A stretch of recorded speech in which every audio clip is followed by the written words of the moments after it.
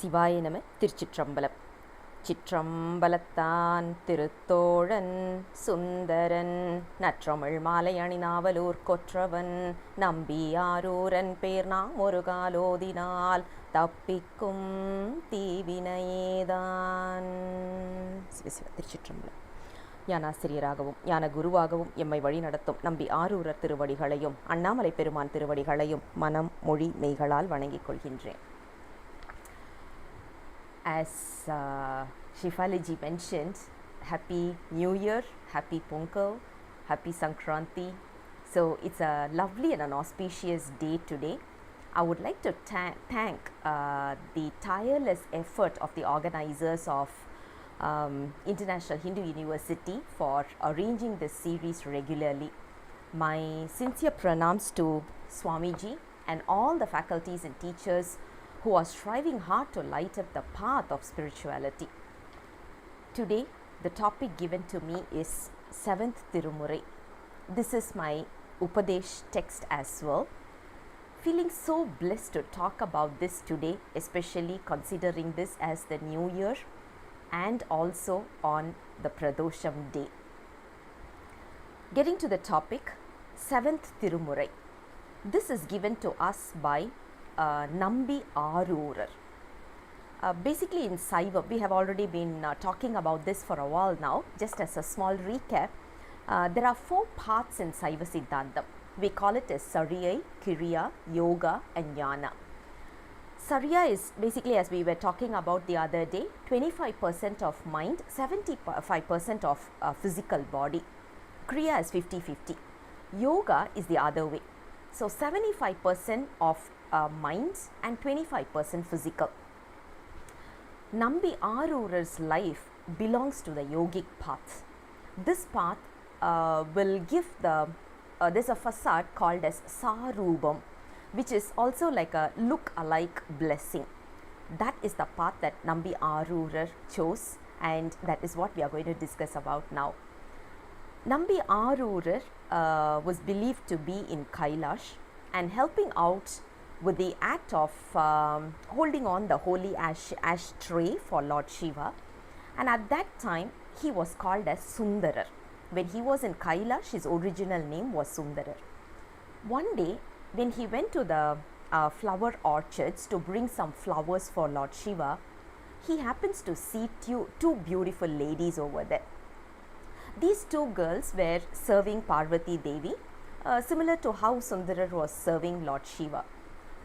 He just saw them for a split second, and apparently those ladies also shared the same look. This created karma for all 3 of them. Immediately, Sundarar realized his mistake and went on to continue his duty. But the moment he finished his work in the orchard and he went back, Lord Shiva immediately asked, "What happened in the gardens?" I'm not sure how we would have responded if this particular question was, if this particular situation we were in. But Sundarar immediately confessed. As a result, Lord Shiva said, this place, as in Kailash, this place is considered to be the death place of karma, which is, we all know, Cupid, and there is no place for this kind of act. Since you like the 2 ladies, you don't have a choice. You have to go down to the earth, live that life and come back. This is a real shocking verdict. So on hearing this verdict, Sundarar was totally shattered. But who can talk against Lord Shiva's words, right? I mean, he's the ultimate authority anyways. So he accepted. But then he had a request. The request was, "Lord, when I'm about to make a mistake and I'm about to get more karmic deeds, and because of that I'm going to accumulate karma, please come and behold me." Lord Shiva agreed to it. That's what I used to think. Why didn't we have this kind of a presence of mind while we are coming to the earth? Why didn't we ask this to Lord Shiva? You look at our lives, right? Right from day one, how much of a karma we are accumulating, be it good, be it bad, it doesn't matter, because the moment whether it's a good karma or a bad karma, it is still going to give us this birth. That's what they used to give an analogy. A good karma is considered to be a golden jail, and basically it's a prison, but it's made of gold. But when you talk about a bad karma, it is made of, the same prison is made of iron. It doesn't matter, a prison is end of the day a prison, right? But Sundarar was smart enough to ask this request, and Lord Shiva agreed. Now Sundarar was born in Thirunavalur, a place near to Chennai. He was born in a Sivacharya family, and he was named Nambi Arurar. The interesting fact is, even though he was called as Sundarar in his previous birth, not even in one of his padigam he references his name as Sundarar. Nor Sekular, who came to write Nambi Arurar's history also, not even in one place he addresses Nambi Arurar as Sundarar. Of course, when he's talking about, when he's elaborating the historical sequence in Kailash, he's addressing as Sundarar. After the birth, he's not even addressing with the name Sundarar in one place also. And there is a very good elaboration for this Periya Puranam written by C.K.S. Iyer. He is also not referencing Sundarar as Sundarar. He is only referencing as Nambi Arurar. So the conclusion is, whoever has taken Nambi Arurar seriously as a guru hasn't addressed him as Sundarar. So it was long ago history, what happened in his previous birth. Hence, looking forward, we will also be not addressing him as Sundarar, and we will be addressing only by his now name called as Nambi Arurar. One more interesting fact is, because why I'm interested to share this is because I wanted to tell you there is absolutely nothing as a myth or a mythology when it comes to Nambi Arurar's life until today. You are able to see a lot of historical evidence. The first historical evidence is one team in India, they wanted to build a temple for Nambi Arurar in his actual birthplace itself. When they evaluated the place, the land document was still in Nambi Arurar's name. I'm not talking about something that happened long ago, just 6 years back.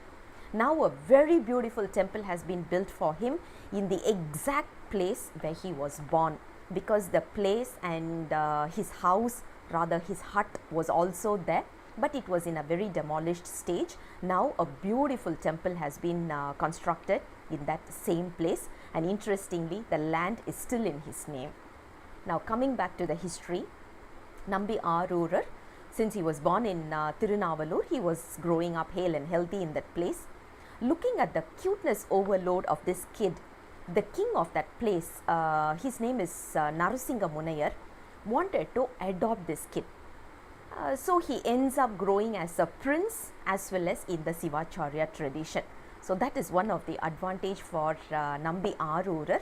He had the luxurious life as well as he had a very pious life as well. When he turns 16, his parents are arranging for his wedding. Those days for guys it was 16 years wedding age, and for ladies it was 12 years. But Lord Shiva, disguised as an old Brahmin man, comes down to stop the wedding as per the promise he made earlier in Kailash. He stops the wedding and argues with him and claims the slavery ownership of Nambi Arurar. Nambi gets really wild, and I mean, imagine he's sitting as a groom, he's about to get married, and a very old man comes in and he says, "Oh, you're my slave." Imagine the mindset, right? So Nambi is young, because of his young age and all these, he is getting a bit wild, and then he scolds with a word called as pitta. This particular word literally translates as madman or crazy man. But I mean, that's a long story short. This Nambi Arurar agrees to be his slave, because I mean, of course, Lord Shiva plays all his possible tricks. We know how good he will be when he's playing tricks, right? So Nambi Arurar eventually loses the case. So as a slave, he starts following his master. That is where Lord Shiva makes him realize what happened in Kailash and why now his wedding was stopped. Even today, if you go to this place, there is a place called Manam Tavirnda Puttur. It is next to Thirunavalur. The place is called as Manam Tavirnda Puttur, which literally translates as place where weddings are stopped. And I heard even now they have a tradition not to conduct any wedding ceremony until even today. So we are able to see a lot of history relating to Nambi Arul's life. And interestingly, when he started as a Siva, he started his, basically he was born as a Sivacharya, right? So Lord Shiva asks him to sing holy hymns on Lord Shiva. Basically he says, your work is only to sing, because now you're my slave, you have to just go to each and every temple and sing praises, you have to sing hymns. That's what was given to him. So Nambi Arul goes back again to Lord Shiva saying that, how will I sing? What should I sing? Basically we all have this question, right? So he's in a great shock. His marriage is stopped. He was growing up as a king, as a prince, suddenly getting into a slavery. Everything comes as a literal shock. So he's like, what should I start singing? Where should I start singing? What should I start with? Now, and Lord Shiva, and you can see how Lord Shiva plays his trick. He says, what did you scold me? You called me Pitta, right? So sing as Pitta itself. Start with Pitta and you sing. Imagine we are scolding someone with anger and they are asking us to sing praises with the same word. What kind of, if you can imagine that emotional feeling, right? It would have been very, very challenging. But of course, Nambi Arul starts with a very beautiful hymn, and his very first padigam starts this way itself with Pitta. Pitta Pirai Sudi Perumane Arulala Yettal Maravadi Ninaikinrin Manatunai Vaitai Pennai Tenpal Vennai Nallur Aruturayul Attavuna Kala Ini Allin Yenalami. So this is how his journey starts. This is how his padigam journey also starts. Now, if someone is asking us, how would you see God? Most of us would say, oh, I see him as our father. Well, that's the common type of relationship most of us assume. I guess that's the same with most of us watching this as well. This is quite easy because the relationship comes in a very, very formal manner, and it's something that we are very much aware of, the father and the son or the daughter kind of relationship. But imagine, even in our worldly affairs, as a dad, we would hesitate to speak everything to them, right? There is always a barrier. So that same barrier will exist even when we assume God as our father. Alternatively, we can say, oh, I assume him as my master and I being his slave. This is also another common approach, but of course there will be a lot of challenges in this approach also. We may not be able to share all our problems to our master.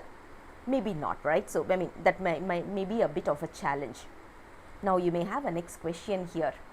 Why should I go and talk to God? Will God understand only if I talk to him about my problems? The plain answer is no. It is not for God, but it is for us. Because we are human beings are called as social animals. We need to talk about our problems. Whether we are getting a solution or not is a second one, but we need someone to hear our problems. When we are just grumbling or mumbling about it, we need someone to listen to us. That's exactly what we are looking at. When we see God, we are going to share our problems. It's not for God, but it's for us.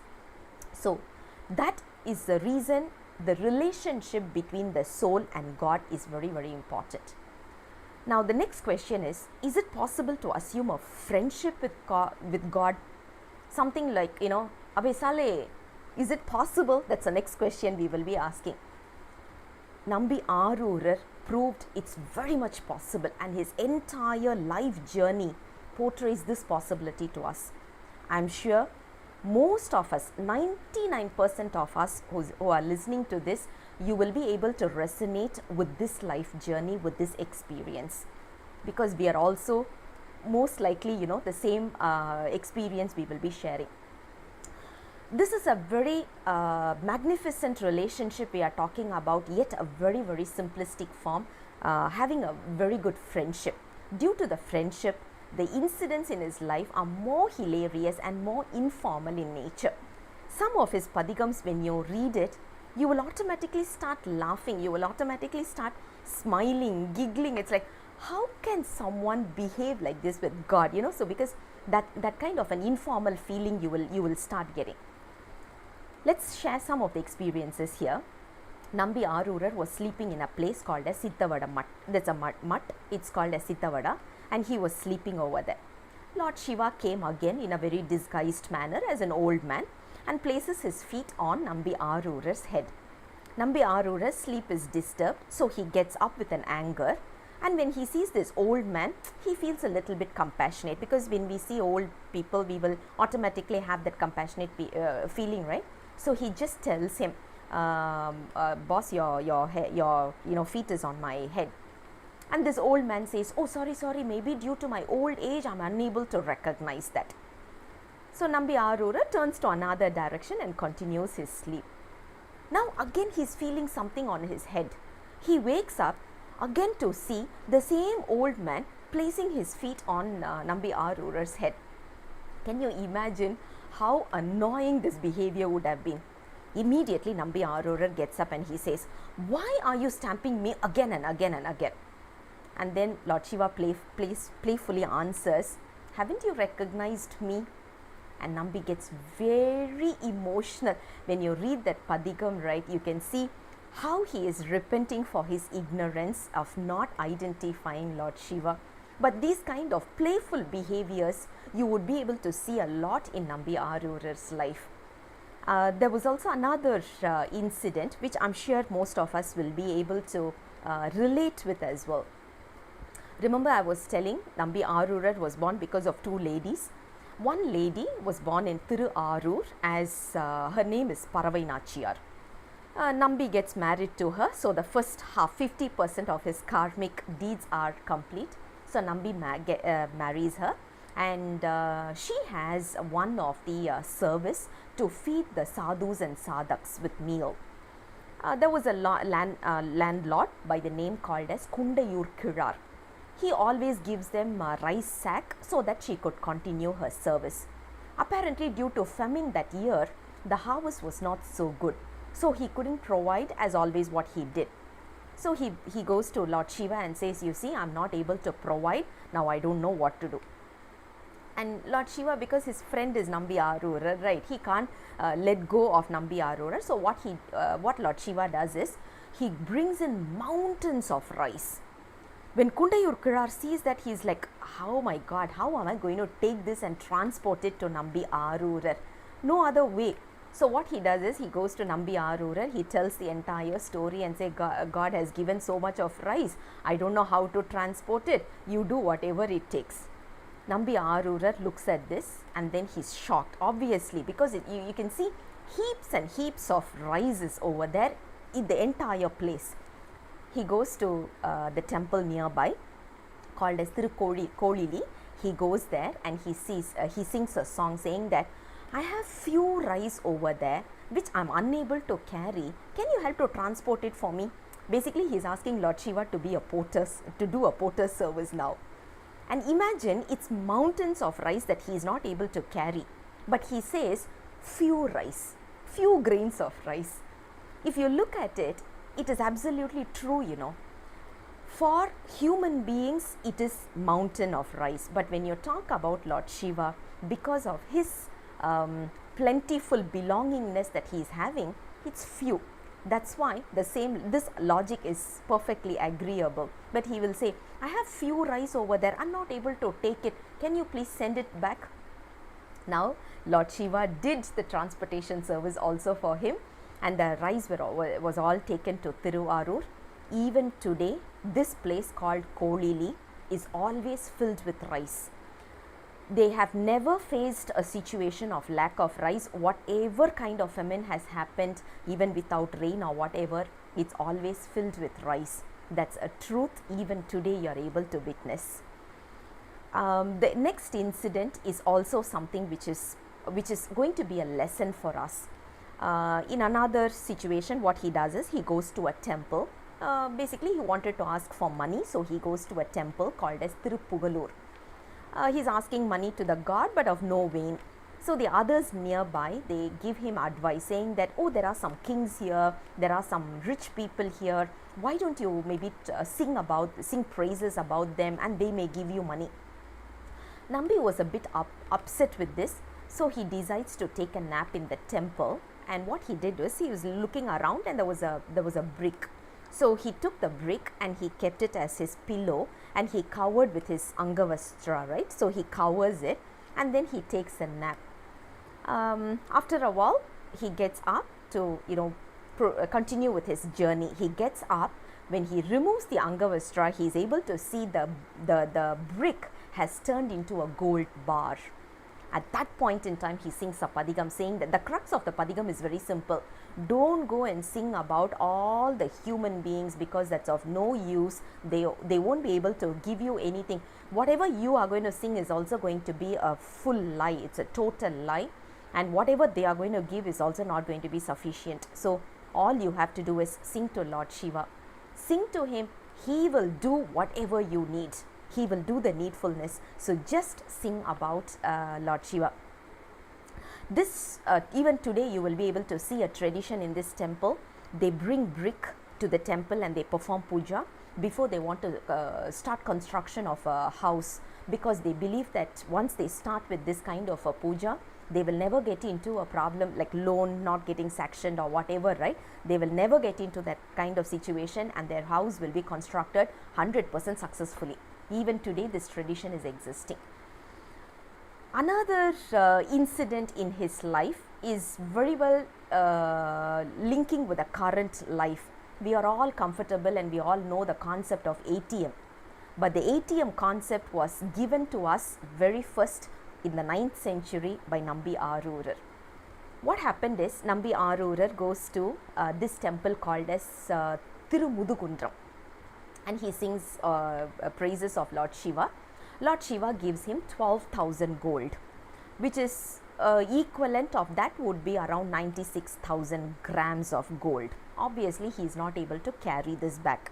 So he asks Lord Shiva, you have given me all these gold. Now, how am I going to carry this back? So Lord Shiva gives a suggestion. He says, okay, don't worry.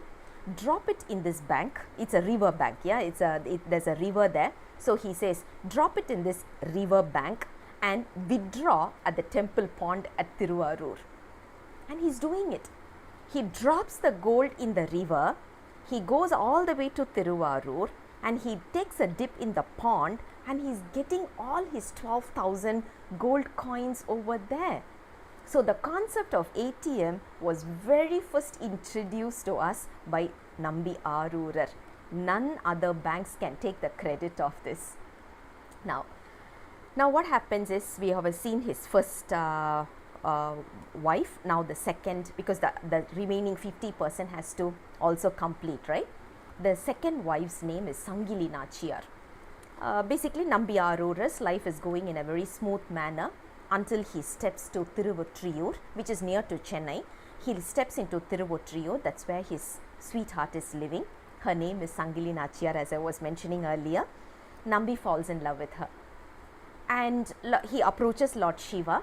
So Lord Shiva convinces her for the marriage. You see what kind of a relationship Nambi had with Lord Shiva, that Lord Shiva goes all the way to her to convince her for the marriage. But she has a concern. She is aware that he is already married and his first wife is in Thiruvarur. So she says that, what if he leaves me? Natural fear, right? So Lord Shiva says, okay, don't worry. I'll ask Nambi Arul to give you a promise that he won't leave you. So he comes to Nambi Arul and says, see, she will marry you only if you promise her. But Nambi, immediately he knows that he can't keep up the promise, because his life's purpose is to go temples and to sing praises of Lord Shiva. That is his objective, that is his life's purpose. So he very well knows that he cannot keep up the promise. So he tells Lord Shiva, okay, I'll make the promise, but I know I can't keep up. But what you have to do is, when I'm making the promise to her, you better don't stay in the Shivlinga. Imagine, have you ever seen a situation where Shivlinga without Shiva? For Nambi, he did that also. And he is also innocently asking Nambi Arul, okay, if you ask me to leave Shivlinga, where else should I go and stay? And then Nambi Arul say, you do one thing, you go and stay in the tree over there. This tree is called as Magila Maram, Magil. So he said, you go and stay in that tree. Lord Shiva agrees, but he is not keeping quiet. I mean, you can see the double game that Lord Shiva plays. He goes in the dream of Sangili Nachiyar, the wife to be, and he says, okay, tomorrow he will make the promise, but when he is doing the promise, don't go near the linga, but get it near the tree itself. When she comes in, he is also coming in, as in the bride and the groom is coming in, and the bride is asking, okay, now you can give me the promise. And then she also adds on, why do you want to bring all the way to the Shivlinga? You can make it near the tree itself. He knows that he's caught red-handed. He doesn't have a choice, so he is giving the promise. So he stays there with her for a while and all these, and then after that he remembers the other temples, especially Thiruvarur temple, which is what his Anma Murtam is. So he decides to leave the place.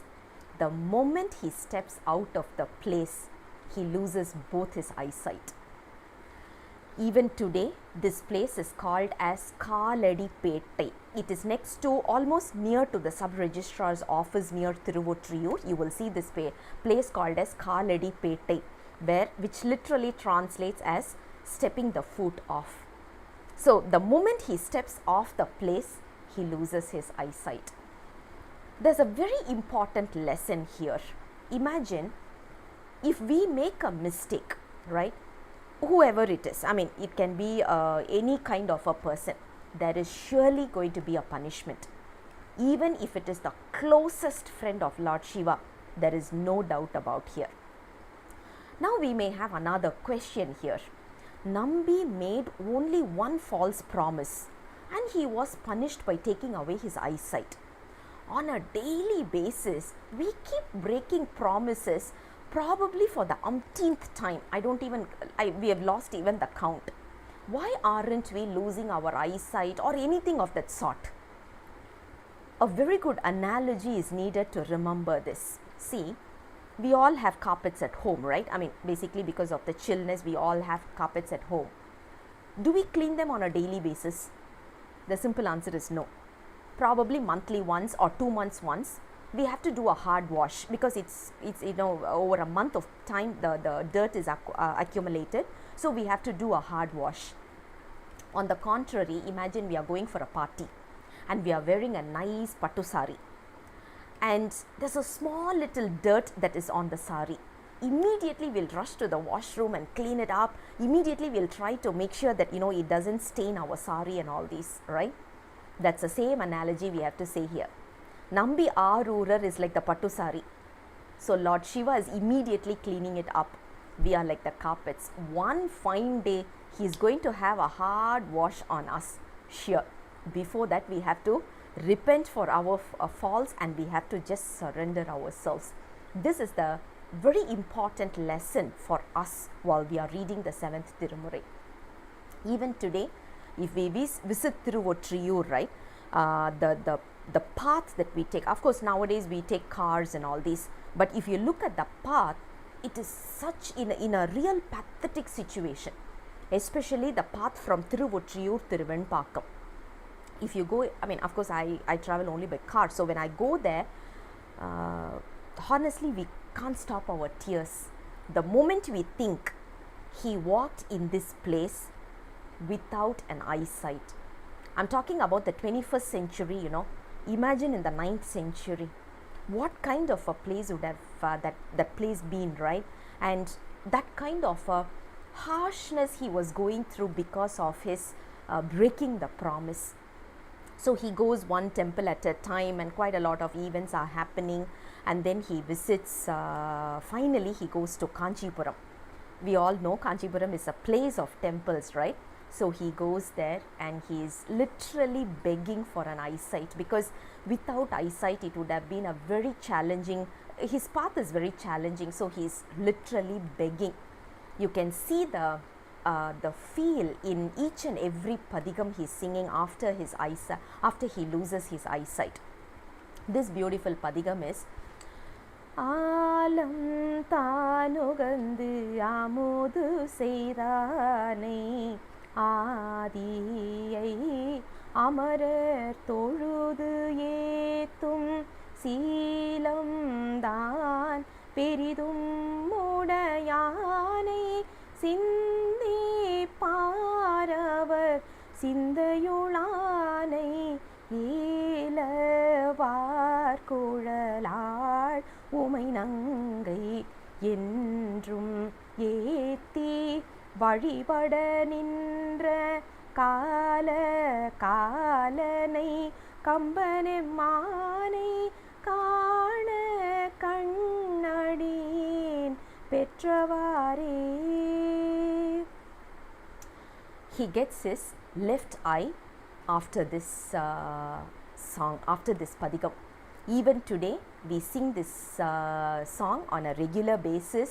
If someone is going for an operation or even cataract surgery, we usually sing this padigam. It's a very, very powerful padigam. So he gets one eye and then he continues his journey all the way to Thiruvarur, and there he sings another padigam and he gets his right eyes also. Now the next very big issue is in front of him, his first wife. Paravanachiyar is so angry on him that she doesn't want to open the door for him. Obviously, right, he went all the way for temple visit and he got married somewhere, and now he is coming back. Obviously she doesn't want to open the house.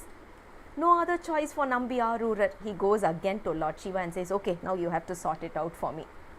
So what Lord Shiva does is he literally walks up to her place, walks up to Paravanachiyar's house, and he convinces her, and then they start living again.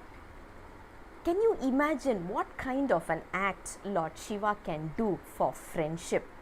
This is what the power of friendship is all about. So honestly, this convinces us to take the relationship of being a friend, or assuming the relationship as a friend with Lord Shiva. Hearing this story, hearing this event rather, history, there's a king called as Ayarkon Kalikamar. He gets literally wild on Nambi Arurar. He says, how can someone send the Almighty to convince his wife, and after doing these kind of mistakes and all these? So there's a lot of misunderstandings here. Nambi Arurar could not keep quiet because his purpose, life purpose for coming to this earth is to praise hymns as well as sing hymns and praises on not only Lord Shiva but also on basically the satsangs and all these also. So that is his life's purpose. So when one of the Nayanmar is not happy, once he know that he is angry, he wants to immediately salvage the situation. So immediately Nambi Arurar is coming down to meet him and to befriend him. But this encounter is not as smooth as what we think, yeah. So he's literally angry. The king is literally angry. So Lord Shiva says, okay, I'll give him a stomach ulcer. And Lord Shiva goes to his dream and says, if Nambi Arurar comes, your stomach problem will be cured. The Nayanar is so staunch. He says, I desire to stay with this pain rather than meeting Nambi Arurar. I don't want to meet up with Nambi Arurar. Hearing this, Nambi Arurar decides to go in voluntarily as an uninvited guest. Hearing about Nambi Arurar's arrival, the king immediately commits suicide. He's in such a way, such a situation that he wants to avoid meeting Nambi Arurar at any cost, because he could not digest the truth that Nambi Arurar could send Lord Shiva to convince his wife. That he took that as not as a friendship, but he took it as absolute disgust. So he could not really take that. Then Nambi Arurar goes down, and then because of Lord Shiva's grace and all these, the Nayanmar is coming back to life, and then the bondage between both of them becomes more stronger.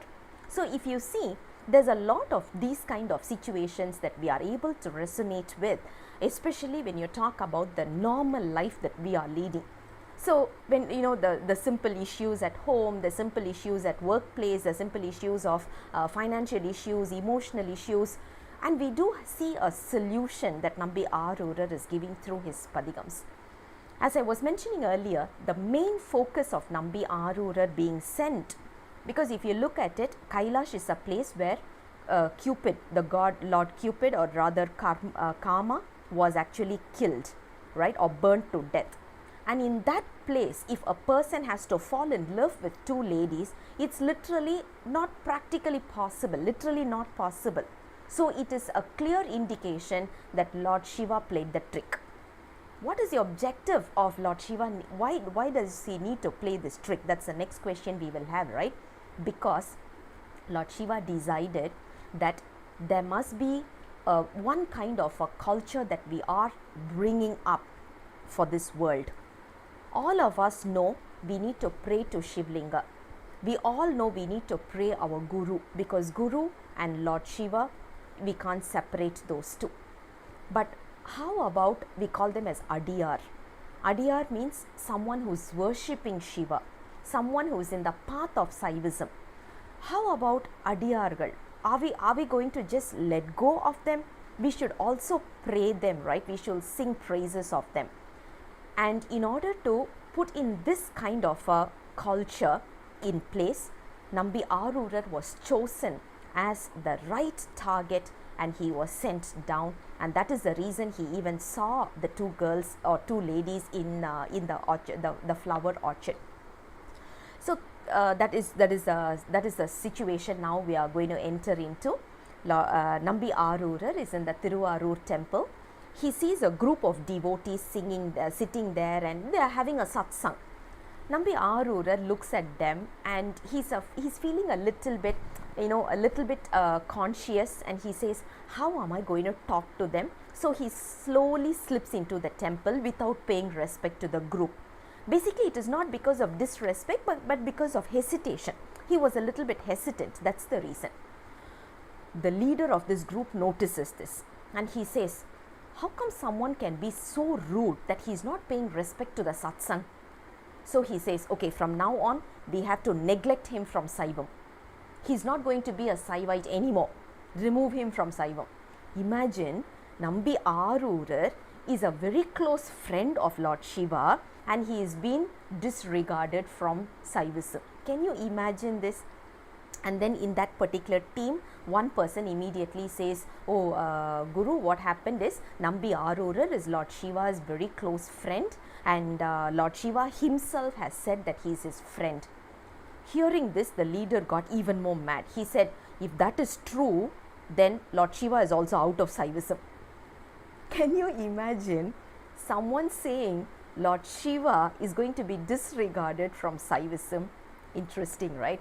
This can happen only in Saivam, and you know what? He is also praised as one of our Nayanar. He is also one of our Guru, by the way.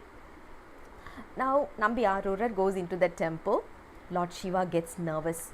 He's like, if you don't praise me, if you don't pray to me, I'll be perfectly okay. But how come you are not able to pray them? How did you disregard that? Go pay respect and then come back. Because without them, I'm nothing.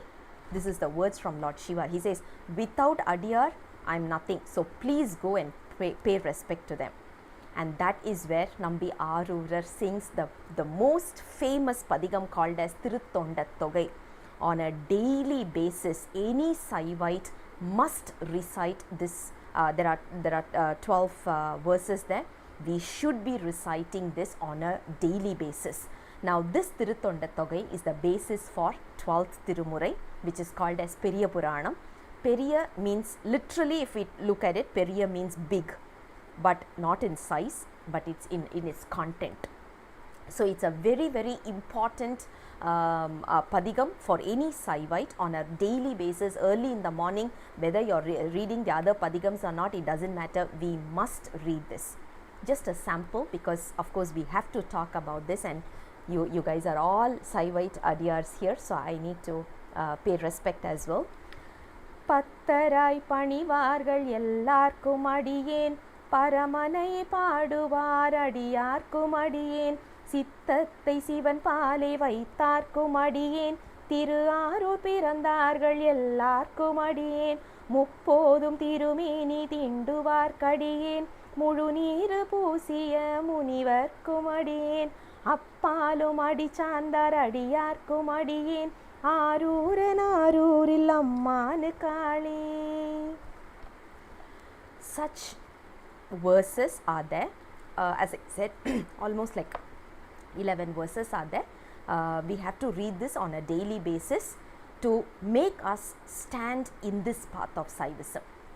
Interestingly, you are able to see Viral Minder, who removed Lord Shiva itself from Saivism as one of our Nayanmar. Erkon Kalikamar, he was angry with one Adiyar, and he is also hailed as one of the Nayanmar. Nayanmar means literally translated as Guru. So basically we are talking about our Gurus. There are 63 Gurus that we have to worship on a daily basis. Now coming to the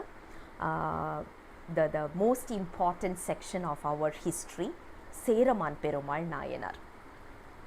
He is also one of the king. Now we call it as Kerala.